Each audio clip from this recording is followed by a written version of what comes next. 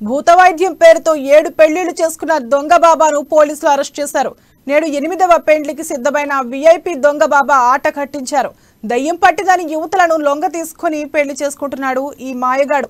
Langar house లో 8వ పెళ్లి చేసుకుంటుండగా పక్కా సమాచారం ప్రకారం పోలీసులు అక్కడికి చేరుకుని అదుపులోకి తీసుకున్నారు. ఈ పెళ్లి కోసం సుమారు 200 మంది బంధువులు ఫంక్షన్ హాల్ కు చేరుకున్నారు.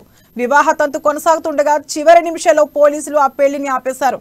పక్క రాష్ట్రంలోని బడా రాజకీయ నాయకుల అండతోనే ఇలాంటి మోసాలకు పాల్పడుతున్నట్లు తెలుస్తోంది.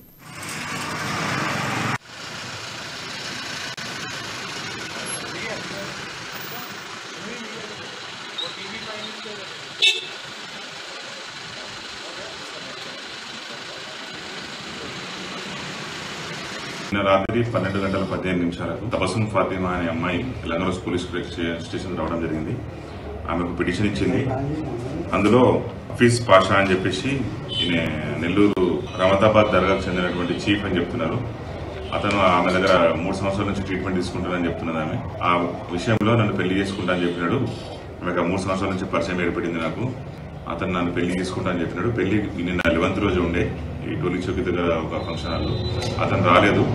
రాకుండా అతను హాస్పిటల్లో పోయి జాయిన్ అయిపోయాడు. ఆరోగ్యం బాగలేదని చెప్పి డేట్ ఎక్స్టెండ్ చేస్తున్నాడు.